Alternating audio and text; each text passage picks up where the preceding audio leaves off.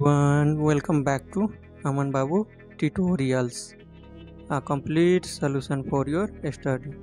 आजको यस भिडियोमा हामी कक्षा 8 स्वास्थ्य शारीरिक तथा सृजनात्मक कलाको नमुना प्रश्न हेर्नेछौँ। यो नमुना प्रश्न 2081 सालको लागि इम्पोर्टेन्ट रहेको छ। यस भिडियोमा हामी स्वास्थ्य विषयको नमुना प्रश्नमा के कस्तो क्वेशन, अति छोटो प्रश्न कतिवटा, छोटो प्रश्न कतिवटा र लामो प्रश्न कतिवटा आउँछ भनेर सबै कुरा थाहा पाउनेछौँ। र साथै यस भिडियोमा हामी यस नमुना प्रश्नको समाधान पनि हेर्नेछौँ। त्यो भएर भिडियो लास्टसम्म हेरिदिनु होला। र भिडियो मन पर्यो भने एक लाइक, च्यानलमा नयाँ हुनुहुन्छ भने च्यानललाई सब्स्क्राइब गरिदिनु होला।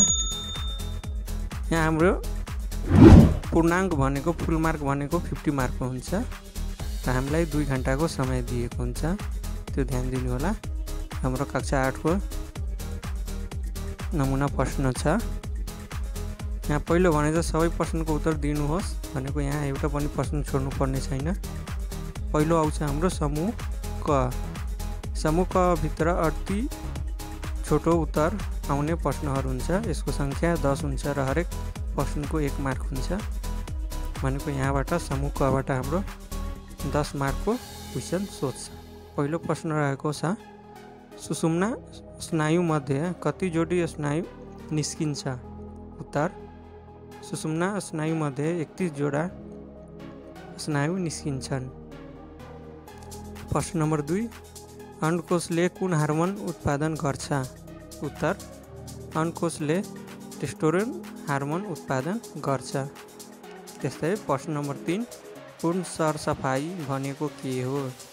यहाँ यसको परिभाषा लेख्नु पर्नेछ। पूर्ण सरसफाइ भनेको के हो? उत्तर रहेको छ, पूर्ण सरसफाइ भनेको व्यक्तिगत, घराइसी र वातावरणीय सफाइको पूर्ण अवस्था हो। त्यस्तै प्रश्न नम्बर 4, रतन्दो कुन भिटामिनको कमीले हुन्छ? उत्तर, रतन्दो भिटामिन ए को कमीले हुन्छ। प्रश्न नम्बर 5, मित्रको जङ्क फुड खाने बानी हटाउन के गर्नु हुन्छ? एक वाक्यमा लेख्नुहोस्। यहाँ आफ्नो सुझाव लेख्नु पर्नेछ। उत्तर रहेको छ, स्वस्थकर खानाको महत्त्वबारे जानकारी दिन्छु र स्वास्थ्य विकल्पहरू सुझाउँछु। यो के भयो? उपाय भयो। त्यस्तै प्रश्न नम्बर 6, सुरक्षित गर्भपतन भन्नाले के बुझिन्छ? सो परिभाषा लेख्नु पर्नेछ। उत्तर, सुरक्षित गर्भपतन भनेको स्वास्थ्य संस्थामा योग्य स्वास्थ्यकर्मीद्वारा गरिने सुरक्षित गर्भपतन प्रक्रिया हो। त्यस्तै प्रश्न नम्बर 7, बास्केटबलमा ड्रिब्लिङ सिप भनेको के हो? उत्तर, बास्केटबलमा ड्रिब्लिङ सिप भनेको बललाई जमिनमा पटक पटक ठोक्दै अगाडि बढ्ने सिप हो। त्यस्तै प्रश्न नम्बर 8, फुटबल खेल मैदानको लम्बाइ र चौडाइ कति हुन्छ? यहाँ फुटबल खेल मैदानको लम्बाइ र चौडाइ लेख्नु पर्नेछ। त रहेको छ, फुटबल खेल मैदानको लम्बाइ 90 देखि 120 मिटर र चौडाइ 45 देखि 90 मिटर हुन्छ। त्यस्तै प्रश्न नम्बर 9, कोलाज बनाउन आवश्यक पर्ने 2 स्थानीय सामग्रीहरूको नाम लेख्नुहोस्। उत्तर, कोलाज बनाउन आवश्यक पर्ने 2 स्थानीय सामग्रीहरू पुरानो पत्रिका र रङ्गीन कागज हुन्। यहाँहरू थप्न सक्नुहुन्छ। अब यहाँ स्थानीय सामग्री भनेको छ भने पात भयो, कपडा भयो, योहरूको प्रयोग गरेर पनि हामी कोलाज बनाउन सकिन्छ। त्यही भएर यहाँ 2टा लेखिएको छ। अब तपाईँलाई अर्को थप्नु पर्यो भने यहाँ पत्रिका र पात लेख्न सक्नुहुन्छ।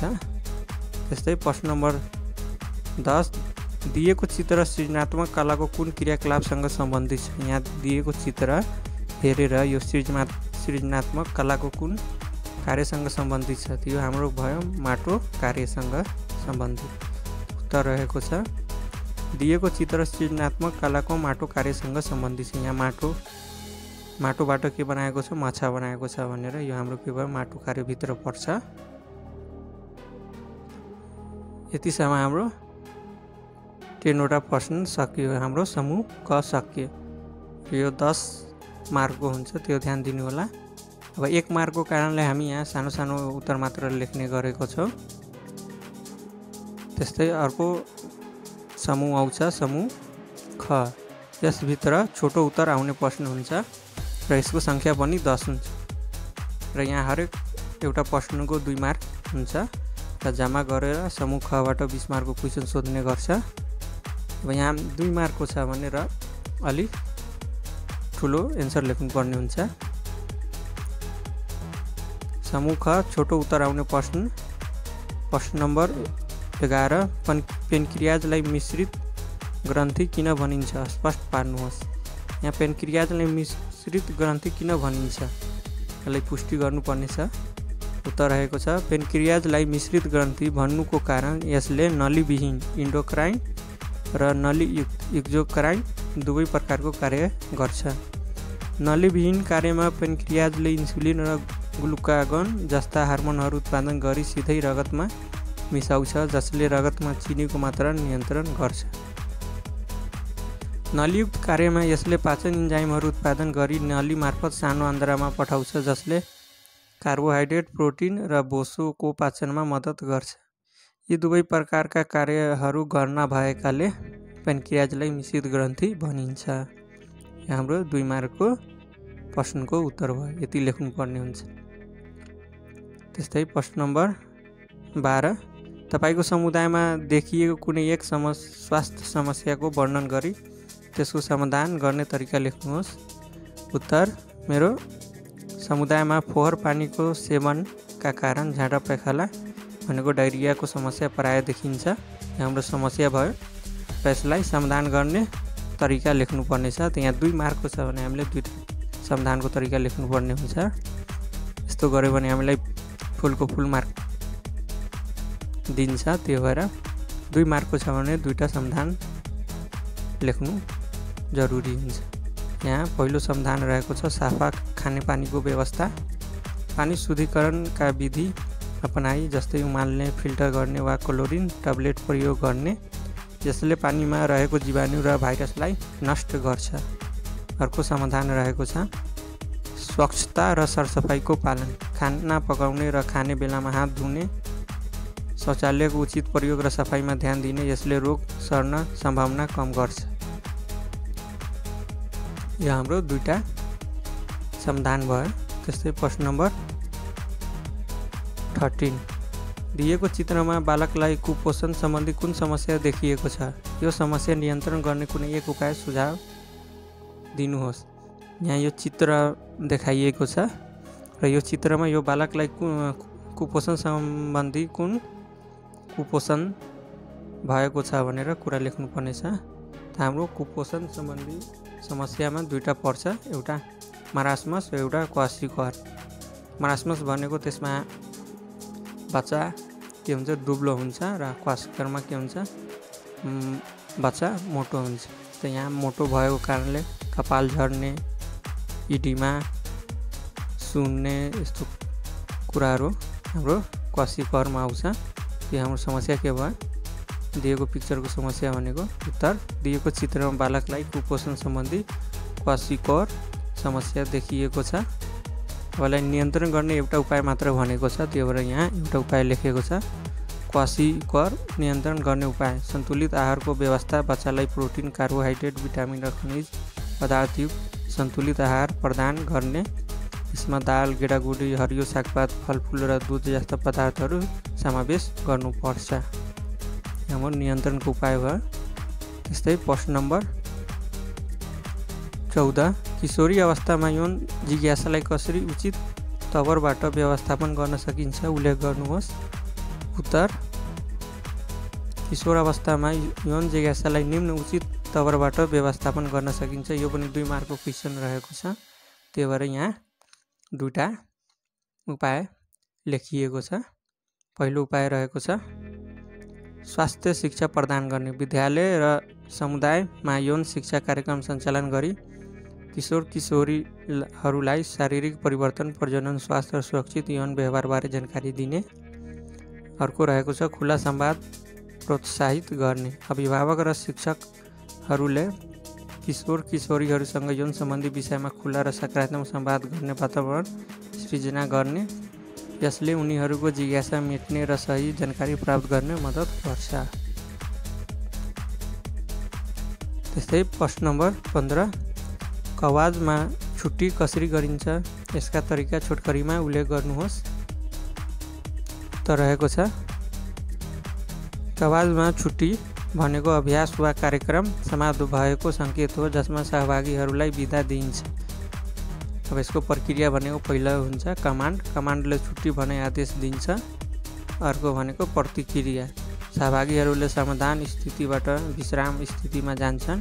त्यसपछि उनीहरू क्रमबद्ध रूपमा पङ्क्तिबद्ध भएर मैदानबाट बाहिरिन्छ। प्रश्न नम्बर 16 तपाईँको घर र विद्यालय नजिक कुन कुन साहसिक खेलको सम्भावना भएको ठाउँहरू छन्? कुनै 2 खेल र स्थानको नाम लेख्नुहोस्। यहाँ खेल र स्थान दुवैको नाम लेख्नुपर्नेछ, त्यो ध्यान दिनुहोला। उत्तर रहेको छ मेरो घर र विद्यालय नजिक निम्न साहसिक खेलहरूको सम्भावना भएको ठाउँहरू छन्। रक क्लाइम्बिङ, पहिलो खेल भनेको रक क्लाइम्बिङ भयो। यो नगरकोट र बालाजु नजिकका पहाडीहरूमा रक क्लाइम्बिङको सम्भावना छ। त्यस्तै प्याराग्लाइडिङ, यो अर्को खेलको नाम हो। यो काठमाडौँ उपत्यकाका केही स्थानहरू जस्तै लेले र गोदावरीमा प्याराग्लाइडिङको सम्भावना छ। त्यस्तै प्रश्न नम्बर आउँछ हाम्रो 17 दिएको चित्रमा कुन परिणाम देखाइएको छ, यस परिणामको 2वटा फाइदा उल्लेख गर्नु। यहाँ पिक्चरमा कुन परिणाम देखाएको छ र यसको 2वटा फाइदा उल्लेख गर्नुपर्ने छ। उत्तर रहेको छ दिएको चित्रमा देखाइएको परिणाम भास्त्रिका परिणाम हो। भास्त्रिका परिणामका 2 फाइदा, पहिलो फाइदा रहेको छ श्वास प्रश्वास प्रणाली सुधार गर्छ, यसले फोक्साको कार्यक्षमता बढाउँछ र श्वास प्रश्वास सम्बन्धी रोगहरूबाट बचाउँछ। अर्को रहेको छ तनाव र मानसिक थकान कम गर्छ, यसले मानसिक शान्ति दिन्छ, ध्यान केन्द्रित गर्ने मद्दत गर्छ र तनाव कम गर्ने उपयोगी हुन्छ। त्यस्तै अर्को प्रश्न रहेको छ प्रश्न नम्बर 18 स्वरलिपिमा कुन स्वर कुन सप्तकको हो भन्ने कसरी छुट्याउन सकिन्छ? उत्तर स्वरलिपिमा कुन स्वर कुन सप्तकको हो भन्ने कुरा स्वरको स्थान र चिन्हद्वारा छुट्याउन सकिन्छ।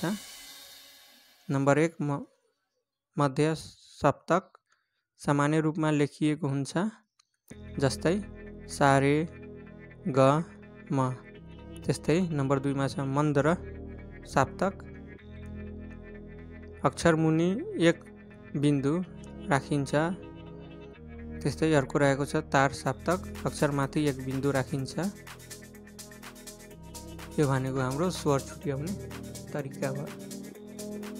त्यस्तै प्रश्न नम्बर 19 लोकनृत्यले हाम्रो मौलिक परम्पराको प्रवर्धन गर्छ भन्ने भनाइलाई उदाहरणसहित स्पष्ट पार्नुहोस्। उत्तर लोकनृत्यले हाम्रो संस्कृति परम्परा तथा रहनसहनलाई जोगाउने गर्ने माध्यमको रूपमा काम गर्छ। यसले समुदायका धार्मिक, सामाजिक र सांस्कृतिक घटनाहरूलाई झल्काउँछ।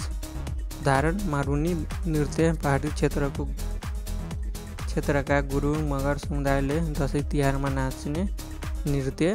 त्यस्तै सोर्थी नृत्य पश्चिमी नेपालमा विशेष रूपमा लोकप्रिय लोकनृत्य। त्यस्तै धिमे नृत्य भनेको नेवार समुदायमा विशेष पर्वमा गरिने नृत्य। हाम्रो उदाहरण भयो, यहाँ उदाहरणसहित भनेको छ, त्यो भएर उदाहरणसहित स्पष्ट पार्नुहोस् भनेर त्यो भएर यहाँ उदाहरण दिएको छ, यो ध्यान दिनु होला। त्यस्तै रहेको छ प्रश्न नम्बर 20 तपाईँको गाउँघर मेला पर्व र उत्सवमा गाइने कुनै एक स्थानीय गीत लेख्नुहोस्। यहाँ गीत लेख्नु पर्नेछ। उत्तर रहेको छ मेरो गाउँघरमा मेलाहरूमा प्राय देउडा गीत गाइन्छ। उदाहरण यहाँ गीत लेख्नु पर्नेछ। यहाँ गीत तपाईँ पुरै लेख्नु होला सोध्यो भने। यदि इक्जाममा यस्तै क्वेसन सोध्यो भने तपाईँ पुरै गीत लेख्नु होला। यहाँ उदाहरणको लागि अलि मात्र गीत लेखेको छ। त्यसपछि आउँछ हाम्रो समूह ग। यसभित्र हाम्रो लामो उत्तर आउने प्रश्नहरू पर्छ र यसको सङ्ख्या 4 हुन्छ। र यो हाम्रो समूह गबाट 20 मार्कको प्रश्न सोध्ने गर्छ। त्यो भएर यसको उत्तर हामी आधी पेज वा आधी पेजभन्दा बढी लेख्नुपर्ने हुन्छ। 5 मार्कको प्रश्न छ, त्यो भएर यहाँ उत्तर अलि लामो हुन्छ। यहाँ बुन्दामा लेख्नुपर्ने छ भने तपाईँ 5वटा बुन्दामा लेख्नु होला। यस्तो लेख्नु भयो भने फुल मार्क पाउनुहुन्छ। र अब हामी क्वेसन हेरौँ। प्रश्न नम्बर 21। वर्तमान समयमा हाम्रो समाजमा साथीभाइको लहीमा लागेर लागु पदार्थ सेवन गर्ने सङ्ख्या दिनदिन बढिरहेको छ। यो समस्या समाधानका लागि के कस्ता उपायहरू अवलम्बन गर्न सकिन्छ? आफ्नो विचार प्रस्तुत गर्नुहोस्। उत्तर: हालको समयमा विशेष गरी किशोरीहरूमा साथीभाइको प्रभावमा परेर लागु पदार्थ सेवन गर्ने प्रवृत्ति बढ्दो छ। यो गम्भीर सामाजिक र स्वास्थ्य समस्या हो, जसको समाधानका लागि निम्न उपायहरू अवलम्बन गर्न सकिन्छ। यो 5 मार्कको प्रश्न छ, त्यो भएर यहाँ 5वटा बुन्दामा लेखिएको छ। पहिलो रहेको छ स्वास्थ्य शिक्षा र जनचेतना कार्यक्रमहरू सञ्चालन गर्ने विद्यालय, समुदाय र मिडिया मार्फत लागु पदार्थको हानिकारक प्रभावबारे जनचेतना फैलाउने। यसले व्यक्तिहरूलाई लागु पदार्थ सेवनबाट टाढा रहन प्रेरित गर्छ। अर्को रहेको छ सकारात्मक गतिविधिमा सङ्कलन गराउनु। किशोरीहरूलाई खेलकुद, सांस्कृतिक कार्यक्रम र अन्य सृजनात्मक क्रियाकलापमा सङ्कलन गराउने, जसले उनीहरूको ऊर्जा र समयलाई सकारात्मक दिशामा प्रयोग गराउँछ। त्यस्तै नम्बर 3मा रहेको छ परामर्श सेवा उपलब्ध गराउने। लागु पदार्थ सेवनमा सङ्कलन व्यक्तिहरूलाई परामर्शदाताहरू मार्फत सहयोग प्रदान गर्ने, जसले उनीहरूलाई यो आदत त्याग्न मद्दत गर्छ। कानुनी कार्यान्वयन कडा बनाउने। लागु पदार्थ उत्पादन, बिक्री र वितरणमा सङ्कलन व्यक्तिहरूमाथि कडा कानुनी कारबाही गर्ने, जसले यसको उपलब्धता र पहुँचलाई नियन्त्रण गर्न सकिन्छ। त्यस्तै अर्को रहेको छ लास्ट भनेको 5 मार्कको छ, त्यो भएर यहाँ 5वटा बुन्दामा लेखेको छ, ध्यान दिनु होला। लास्ट रहेको छ अभिभावक र परिवारको भूमिका। अभिभावकहरूले आफ्नो बालबालिकासँग नियमित संवाद गर्ने, उनीहरूको गतिविधिमा चासो राख्ने र सकारात्मक वातावरण सिर्जना गर्ने। यसले बालबालिकालाई लागु पदार्थ सेवनबाट टाढा राख्न मद्दत गर्छ। हाम्रो क्वेसन नम्बर 21 को भयो। त्यस्तै क्वेसन नम्बर 22 स्वास्थ्य जीवनशैलीको अनुसरण नै स्वास्थ्य जीवनको आधार हो। यस भनाइलाई उदाहरणसहित स्पष्ट पार्नुहोस्। यहाँ उत्तर रहेको छ स्वास्थ्य जीवनशैलीको पालनाले व्यक्तिको शारीरिक, मानसिक र सामाजिक स्वास्थ्यमा सकारात्मक प्रभाव पर्छ। स्वास्थ्य जीवनशैलीको लागि केही प्रमुख पक्ष र तिनीहरूको फाइदा। पहिलो रहेको छ सन्तुलित आहार। पोषक तत्त्वयुक्त खाने सेवनलाई शरीरलाई आवश्यक ऊर्जा र पोषण प्रदान गर्छ, जसले रोग प्रतिरोधकता क्षमता बढाउँछ। उदाहरणका लागि फलफुल, सागसब्जी, प्रोटिनयुक्त खाना र पर्याप्त पानीको सेवन। त्यस्तै अर्को रहेको छ नियमित शारीरिक गतिविधि। नियमित व्यायाम जस्तै हिँड्ने, दौड्ने, योग र खेलकुदमा सहभागी हुने, जसले शारीरिक तन्दुरुस्ती र मानसिक स्फूर्ति बढाउँछ। त्यस्तै नम्बर 3मा रहेको छ पर्याप्त आराम र निन्द्रा। प्रत्येक रात 7 देखि 8 घण्टा निन्द्राले शरीरलाई पुनः स्थापित गर्छ र मानसिक स्वास्थ्यमा सुधार ल्याउँछ। नम्बर 4मा रहेको छ तनाव व्यवस्थापन। ध्यान, प्राणायाम र मन पर्ने गतिविधिमा सङ्कलन भई तनाव कम गर्ने, जसले मानसिक सन्तुलन कायम राख्न मद्दत गर्छ। अर्को भनेको लास्ट भनेको हाम्रो खराब बानीहरूबाट टाढा रह। धुम्रपान, मद्यपान र लागु पदार्थ सेवन जस्ता हानिकारक बानीहरूबाट टाढा रहनु, जसले दीर्घकालीन स्वास्थ्य समस्याबाट जोगाउँछ। त्यस्तै हाम्रो प्रश्न नम्बर 23। तपाईँ आगलगी जस्ता विपदको बेला आफू र आफ्नो परिवारको सुरक्षाका लागि के कस्ता कार्यहरू गर्नुहुन्छ, वर्णन गर्नुहोस्। यसको उत्तर रहेको छ आगलगी जस्ता विपदको समयमा आफू र परिवारको सुरक्षाको लागि निम्न कार्यहरू गर्नुपर्छ। नम्बर 1मा रहेको छ शान्त रहनु। आत्नु वा हतार गर्नुको सट्टा शान्त मनले परिस्थितिको मूल्याङ्कन गर्नु। नम्बर 2मा रहेको छ आपतकालीन निकासको प्रयोग। घरमा रहेको आपतकालीन निकास मार्गहरूको प्रयोग गरी सुरक्षित स्थानमा पुग्नु। नम्बर 3 मा रहेछ धुवाँबाट बच्नु, धुवाँ कम भएको स्थानबाट हिँड्नु, सकेसम्म धुरा टेकेर वा रेगेर अघि बढ्नु र नाक मुख छोप्न कपडा प्रयोग गर्नु। त्यस्तै अर्को रहेको छ 117 मा सम्पर्क गर्नु, नेपालमा आगलगी सम्बन्धी आपतकालीन सेवाको लागि 117 नम्बरमा सम्पर्क गर्नु।